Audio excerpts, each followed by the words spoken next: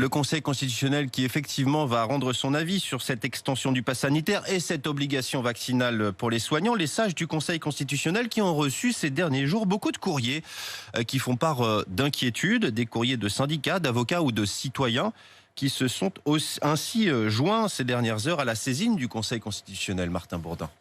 Ils sont près de 54 000 citoyens à avoir signé un texte adressé au Conseil constitutionnel par un collectif d'avocats. Maître Jade Doucelin en est la porte-parole et elle prévient tout de suite. La plupart sont vaccinés, je suis vaccinée. Notre recours n'est pas politique, il est purement légaliste. On ne veut surtout pas être caricaturé ainsi. C'est les citoyens qui s'inquiètent des répercussions que cette loi puisse avoir. Avec ce texte de 1000 pages, elle espère donner suffisamment d'arguments au Conseil constitutionnel pour retoquer l'extension du pass sanitaire. On peut faire des lois dans un contexte sanitaire, évidemment, mais elles ne peuvent pas revenir sur des droits fondamentaux. Et c'est ce que fait cette loi aujourd'hui. Selon elle, cette loi entrave la liberté d'aller et venir et va à l'encontre du droit du travail. Voilà pourquoi des syndicats, la CGT, la FSU, Solidaire notamment, ont également envoyé un courrier aux sages. Aujourd'hui, l'employeur peut se substituer à la médecine du travail. Simon Dutheil est le porte-parole du syndicat Solidaire. C'est l'employeur qui va pouvoir exercer un contrôle. Ça va générer de fortes tensions.